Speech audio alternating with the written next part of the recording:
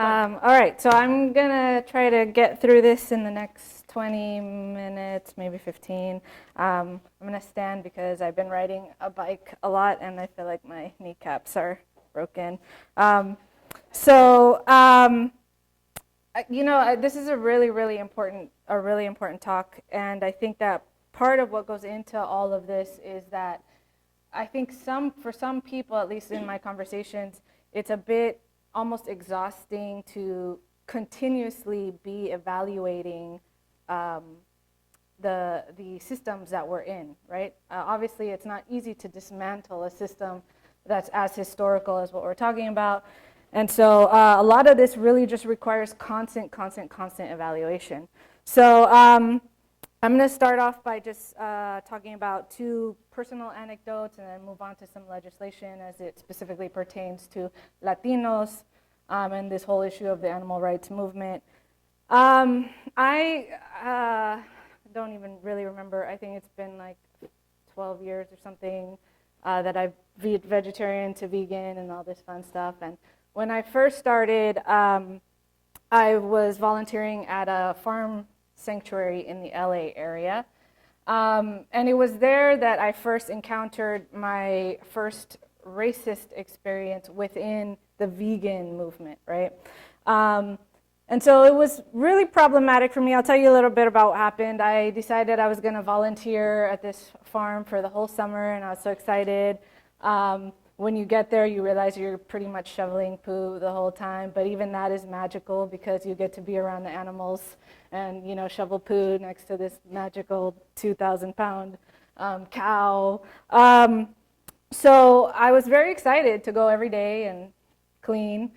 And then toward the end, you know, actually every day when I was done, I would go and just sit out there, and there's nothing out there, so it's very peaceful, and the animals and everything. So then I was hanging out one time, and the shelter manager approached me, and he was like, "Hey, how do you like being here?" And I was like, "I love it. This is great. I wish I could live here." I'm sure all of us have felt that way at times. And then he's like, "Yeah, well, I was doing an investigation. I don't know if you want to hear about it. You know, these things can get pretty rough." And I was like, "Of course, tell me everything." So he starts telling me about how he went to a farm. I guess it was kind of a shady operation. There was some negative stuff going on with the cows, a lot of animal abuse happening, and he happened to have these like glasses that had a camera right in the middle, so he was doing his Magnum PI. I don't know if anyone knows that reference. I'm aging myself here, but MacGyver, that's still kind of old. But anyway, he's looking at all this, he's getting it all on tape. Okay, so I was like, oh my goodness, it's horrible. You know, the cows, they were beating the cows and all these things. So we're relating on that issue. And then he drops the next statement, which is, and sorry if anybody has issues with profanity, I don't. So he said, well, yeah, this situation, you know, there's a bunch of fucking Mexicans there, and all they're doing is just, they're all illegal, and so they can come in here and they think that they can do whatever they want, and they can abuse the cows the same way they do in Mexico. And so, you know, they don't know that I can just go up in there and call immigration. I can call ICE and just get rid of them, right? So I was like, okay, all the breathing techniques that I've learned over time, I completely forgot. I was like, what the fuck, what did you just say? And so part of, you know, an issue, if you want to call it that I've had is that sometimes people, for some reason, this has changed as I've gotten older, but they confuse me with something that is not Latina, so they feel like they can speak to me in ways that it's okay to talk to me that way because they think I'm not Latina, so I'm not going to get pissed or whatever. So we had a discussion after that, right? And, you know, it was interesting because I actually got involved with the farm animal stuff after I was involved with domestic animal rescue. And so that was actually the first place where I really got engaged in this. So that brings me to my second anecdotal experience, which is that being involved in domestic animal rescue was where my mind was boggled at the extreme racism that existed within that aspect of the movement. I had several experiences where I had a friend actually contact me from Peru who was dealing with a dog that was living in a like an auto body shop, and the dog was being sexually violated by the people that were in the body shop, right? Obviously, not a cool situation, problematic. So she was asking me, can you help me get this dog either somewhere else in Peru, or can you guys bring it to the US, figure something out? So I was relatively kind of new to the whole madness of Facebook rescue and all of these things. I don't know if any of you have experience with it. I recommend you stay away. But I posted this thing, and it gets shared to other people. And the comments that started were, "Oh, her name is Linda Alvarez, so she must be some Mexican woman who's just trying to make money off of this animal," right? Because we had posted, "We're trying to gather funds, go to GoFundMe page, et cetera, et cetera. If you want to help us bring this dog over here, at least get it medical attention in Peru." So, okay, so she must be. And then the comments continued. I've seen women like this. They stand by the freeways with their 70 kids. And what they try to do is try to get you to feel sorry for the kids so that you'll give them money, but then they have their nails and their iPhones, and so they're on welfare, but they try to get money from other ways. And so she's just trying to do the same thing with this.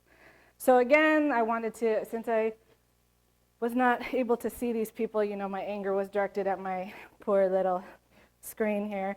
But these were some of the things that were just extremely blatant. When I live in a unique area of the San Fernando Valley, right? We have some issues in the area. It's not the quote safest, whatever you want to call it. And so I come across a lot of domestic animals that need help, right? So dogs, whatever. And so I'm constantly contacting women in the animal rights, in the domestic animal rights movement for help. And so the first thing they'll ask me is, are these people Hispanic, right? It's the first question. I don't know what the race of the people that have the animal that needs help has to do with anything, but there's a need to process that first before they can take on the animal. It's some salvation complex, I don't know what. The other place where it became very problematic was dealing with men in the Latino community and neutering their dogs, right? The comments that were constant, well, these men are machista, right? And the machista ideology is actually something that we technically can be applied across the board, but for the most part is applied to Latino men. And the kind of racist comments that ensued based on these practices, or people not wanting to necessarily fix their dogs or whatever, just went beyond what I thought anybody could ever really come up with. And I even had an animal rescuer approach me and say, well, since you're Latina, by this point, they realized that I was Latina. Since you're Latina, maybe you can help us reach the Latino people. What we want to do is make a rap video, and then we think that through this rap, we'll be able to really, you will understand what we're trying to say. I was like, oh, because I didn't know. I came up to you like, oh, rapping. In my conception, I've been talking to you this whole time, but apparently I only speak rap. So it became really where I started to view, get a clear picture of what's happening. And then, it was after that I went to the farm, and I thought I could find some wonderful place with the farm, but it ended up being just as bad. And that's where I realized that racism and privilege is prevalent in the animal rights movement. When you start doing research or looking up the demographics of the animal rights movement, you will realize that all studies that have done this, I'm sure you guys already know this, the movement is composed of white, middle class, middle to upper class, educated women who are liberal, right, who fall under this umbrella of liberal. And so a lot of the times it's easier, or what I have found was that it's easier to blame someone, to scapegoat an entire population than to deal with systemic issues. And that's why I'm saying things like this require constant evaluation. And when you have been existing in a system that doesn't necessitate you to evaluate anything because you exist in a system of privilege, then fundamentally to think about the factors that might influence why a person has their dog tied to a tree, or why the dog can't come inside and have a twin bed next to your bed, or whatever it is, requires some analysis that's going to start to have you check yourself and that becomes very uncomfortable, right? For a lot of us, that's what we have to do because we live in this system, but for people who are used to experiencing privilege, it's very uncomfortable to have to do that, right? And so it becomes an issue. So in talking about, those are anecdotal examples. Maybe some of you have also experienced this as well. But when we get to the bigger picture of the animal rights movement, as Liz explained, this is a white-dominated movement. We start to see some of the more systemic attributes of it. And so I wanted to briefly talk about horse tripping. You guys all, know what horse tripping is? Yes, when the charreadas. So in Mexican culture, right, and some other, granted, that's one of the things where we're not all Mexican. I happen to be Costa Rican, but I've had people ask me if I speak Mexican, which is not a language, but that's okay. So in Mexican culture, there are charreadas, right? And Alex can hook me up right here with some knowledge on charreadas. And so basically, horse tripping involves literally what it means. You're roping the legs of the horse and pulling them under so that they fall over, right? And so we can, obviously process how this is problematic and how why we would think, or animal rights activists would think, that it was hurtful to the animals. The problem where we see like the systemic attributes of this come in, and I'm using this example because it was extremely blatant, was that animal rights movement moved to ban horse tripping from the 90s all the way through just recently, right, the late 2000s. And so it was, and there's current legislation again you're right, I just saw that, to continue to enforce this further. These bans on horse tripping coincided precisely with anti-immigrant legislation that was taking place in these states where it was banned. So two of the biggest ones are California. At the same time that Prop 187, are you guys familiar with Prop 187? Yes? So it was a staunch anti-immigrant bill. It moved to literally remove a lot of the rights of Latinos and immigrants together in the state. And so at the time that Prop 187 was taking place, it was an extremely polarized time here in the in California.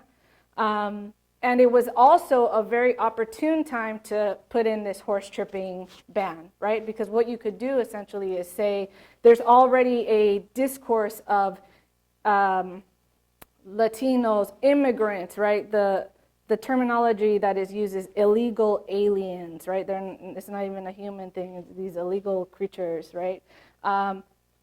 Who come in with their practices that are problematic. And horse tripping would be one of those problematic practices. And so what you can do then at a time like this that's highly politicized is to infiltrate, right, the political movement that's going on in terms of Prop 187 and removing rights of humans.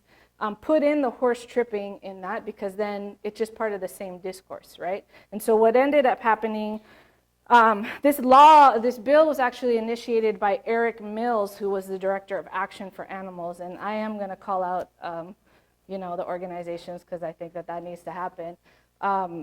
It was problematic in the sense that it crafted the culture of Latino practices as being a threat, as being fundamentally cruel and inhumane to the animals. It also continuously reinforced the fact that it was a Mexican sport, therefore it was un-American, right? The term American is already problematic because the Americas, it's not just this north piece of it. And so it also classified charros, right, the cowboys, as potential drug dealers, right? They're all Mexican mafia, and it's very scary to have to deal with these individuals. So it did in fact pass, right? And the horse tripping bill was passed right along with 187. And so you can begin to see some of the systemic racism that goes along with these animal welfare laws in essence. In Arizona, is anyone here from Arizona by any chance? Any Arizona peeps? Okay, well, Arizona is like the super most racist state in the United States, right? Arizona is responsible for SB 1070. I don't know if most of you are aware of that, but essentially also criminalizes immigrants, includes racial profiling into the law, all these horrible things related to SB 1070. But right around the same time, this is 2009, 2010, that they were trying to craft SB 1070 and that the whole discourse around this law was taking place, Arizona also included a horse tripping bill into the legislature, right? And the idea here is that you have these heavy politicized environments where you're polarizing communities, right? And you can capitalize off the racism of one and include the animal welfare element into that, right? So the bill was intentionally, again, crafted to portray the illegitimacy of charreadas, right, which are basically like rodeos. And the difference was that they explicitly made them different from a rodeo, right? The charreada was Mexican. The rodeo is all American, right? And so the legislator from the bill actually stated, I want to read you two quotes. She said, first, I want to make clear that this legislation will not interfere with legitimate rodeo activities where the calves and other horses and cows are not hurt, right? So I don't know if y'all know anything about the rodeo, but it's a little problematic. Calves, calf roping, right? It's pretty much the same thing as horse tripping, but apparently no one gets hurt in the rodeos, as opposed to the scary Mexican charreadas. Further, when she discussed this bill, she linked the events of horse tripping in the charreadas to other kinds of crime, specifically child abuse. So she goes on to say, I have to laugh. I know people who abuse animals also abuse children, and to me, in my mind, both are very strongly linked. I think that any form of animal abuse in the state of Arizona needs to be prohibited, and very strong penalties need to be attached so that they know that we're serious about this and that we will not stand for that. Our people and our animals are more important to us than anybody, right? So even in the discourse, it's very clear there's an us and there's a them. You're illegal, we're not. Charreadas are bad and scary and hurt animals, and eventually you're all going to be child abusers as well. And rodeos are just fun times to take the family and have a barbecue. Extreme double standard, right? And so neither of these bills made any reference to the all-American rodeo, American, right? It was extremely, which is also extremely problematic from an animal rights perspective, right? Rodeos are not cool. And so part of what this discourse does and what this whole narrative does is essentially to shape power dynamics around the idea of illegality. And so when we're talking about Latinos specifically, the notion of illegal becomes an issue because we are constantly referred to, regardless of documentation status. The idea is either you're Mexican, they're illegals, they're problematic, they come here to exploit all of our resources, take our jobs, and literally screw up our entire lives. So the power dynamic that is embedded in this discourse is the biggest problem. Essentially, it criminalizes Latinos, right? It criminalizes migrants specifically. It marginalizes immigrants in the U.S. And what it does essentially is reproduce the repercussions of the physical U.S. border into our daily lives, right? And so you have this idea that the illegality of Latinos, right, and of migrants is that they're crossing some apparent force field that divides the U.S. and Mexico, and that's what makes them fundamentally illegal, right? You're coming into our country illegally when you step from this piece of dirt to this piece of dirt. And so through that illegality, this discourse of illegality, what it does is literally put that same idea into the cultural practices and beliefs of Latinos in general. I don't know if I'm making myself clear, but fundamentally, when you apply this illegality, you're applying it to the actions and the customs of a group of people, right? So now, whereas my illegality was related, or this idea of illegality is related to me crossing a border, this idea of illegality is related to me, to people tripping horses, to people tying their dogs in a backyard, to just the very essence of speaking Spanish in a place where you expect them to speak English, right? So that border necessarily is carried with them wherever they go, right? And it becomes problematic. So part of this mentality insists that migrants are unwilling, right, and incapable of actually becoming part of the national community, because, you know, there's no way they could ever be like the rest of us U.S. citizens. They intend to destroy American life, and they will not assimilate into American life, right? So you can easily, you know, if you have been involved in the animal rights movement, you can easily take this framework and look at and apply it to the animal rights movement. And I'm sure you have examples of how this is reproduced, right? And so one of the things, and I'll go through this quickly, is to think about this narrative in terms of what we see in social media. Is great because it allows us to have everything forever. And so this is in relation to Farm had posted a story about migrant workers in factory farms, right? We know that for workers, it's an extremely terrible situation. Slaughterhouses are the most exploitative places to work. We know that corporations intentionally recruit people from Latin America to come and work for them because they know that they can be easily exploited. And so the focus of the article became this dynamic, right, this discourse of illegality, this discourse of the other, because everybody, instead of really catching on to the fact that the article was talking about the abuses of how it's a systemic abuse of not just animals but also people, this whole system is completely fucked up, it turned into workers being the problem, right? I don't care about workers, I'm unsympathetic. I can care less about these savages who continue to murder for a paycheck. It makes me so angry. Everyone has a choice. Everyone does not necessarily have a choice, and our choices are very different, right? And so again, this clearly displays, and this is just a sample.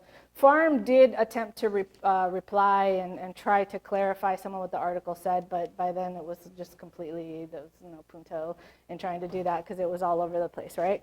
And then so, when you think about this, this essentially negates so many things, right? So many things that don't incorporate things like racism, classism, and all of these things within the animal rights movement context. I'm going to skip over a couple things, but fundamentally, one of the important things that I also want to mention is that this discourse of illegality functions to silence the other as well, right? And so fundamentally, when you have a situation where, because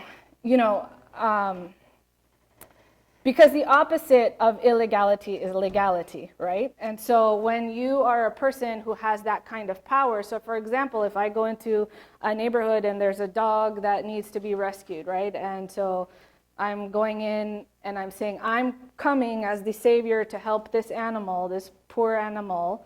The power dynamic is so intense there, and especially when you're talking about communities that are used to being marginalized and pushed into this illegality discourse, right? And so by literally taking the animal, you're exerting your power, but you're also silencing the other, because what you're saying is you're doing something wrong in our society, right?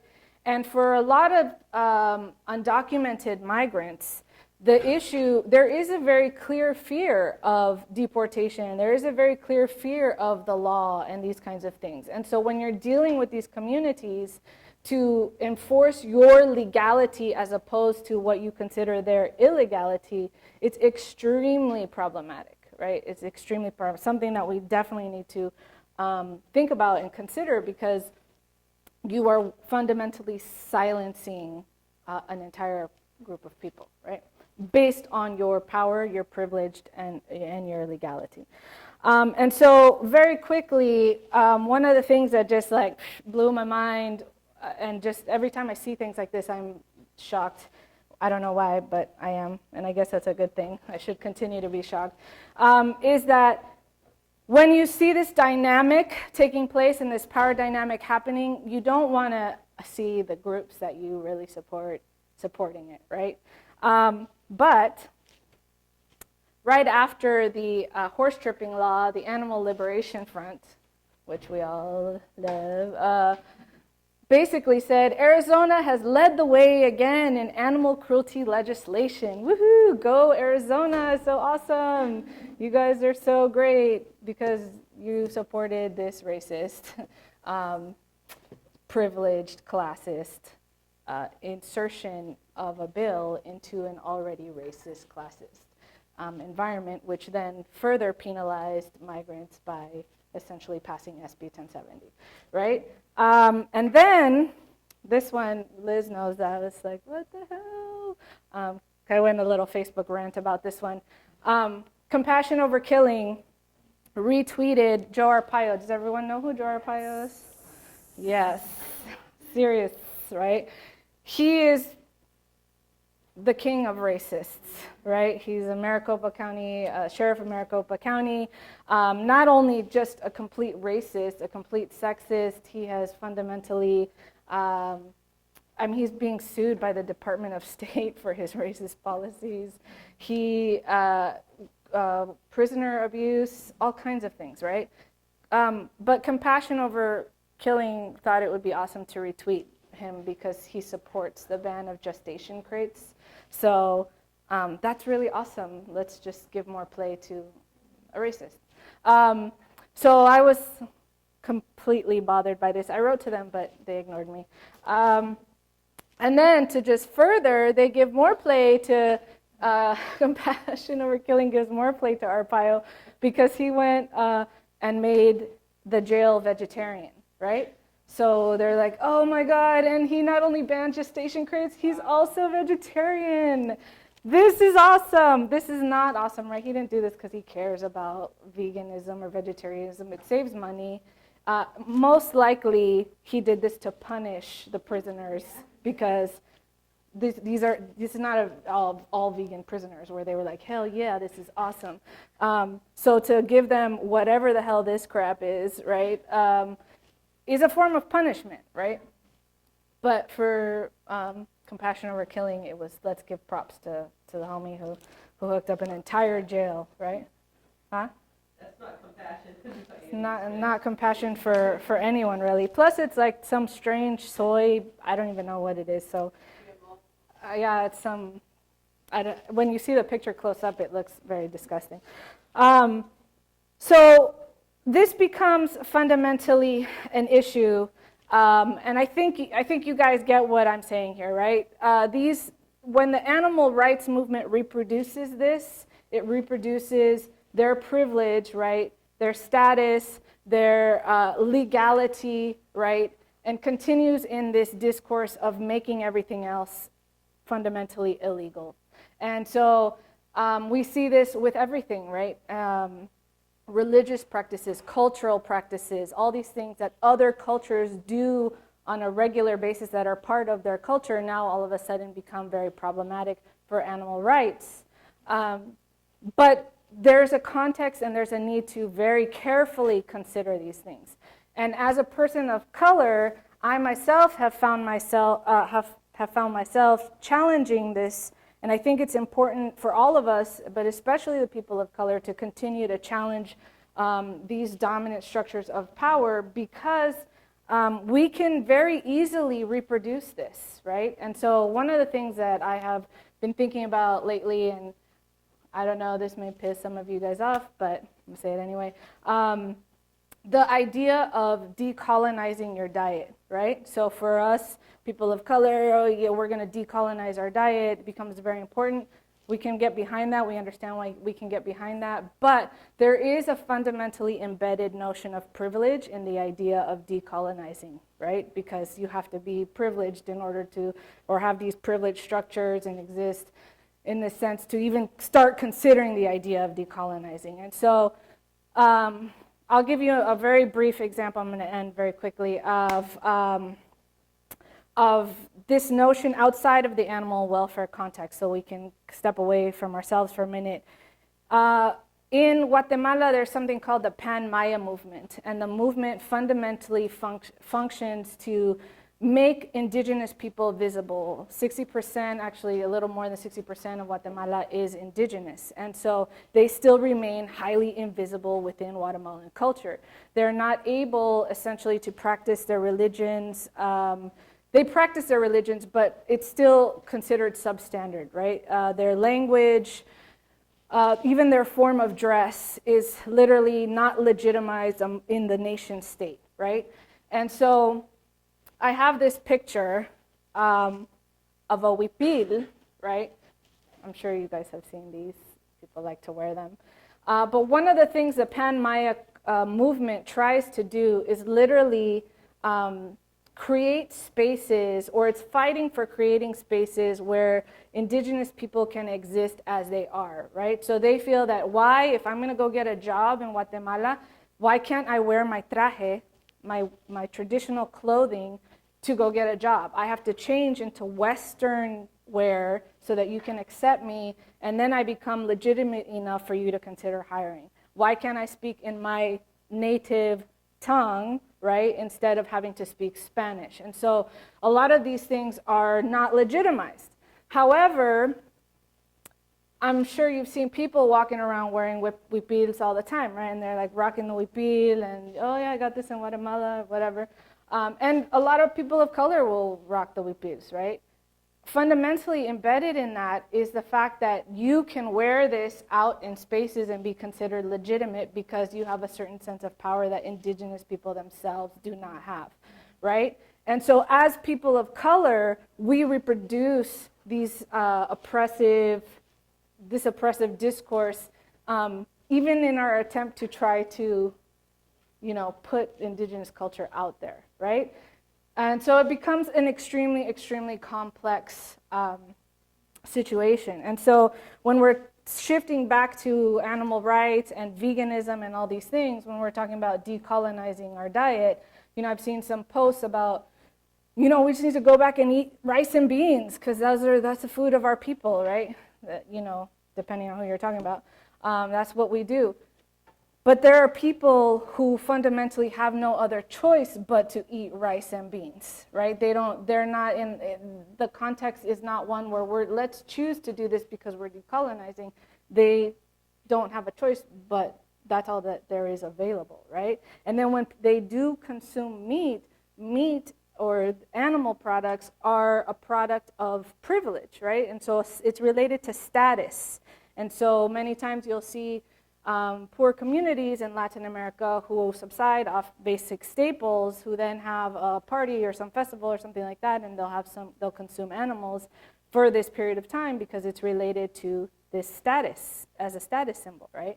And while that is fundamentally rooted in colonialism and ideas of colonialism, to talk to somebody and tell them, well, you should decolonize your diet, right? It's like, well, maybe you should learn about our plight, right?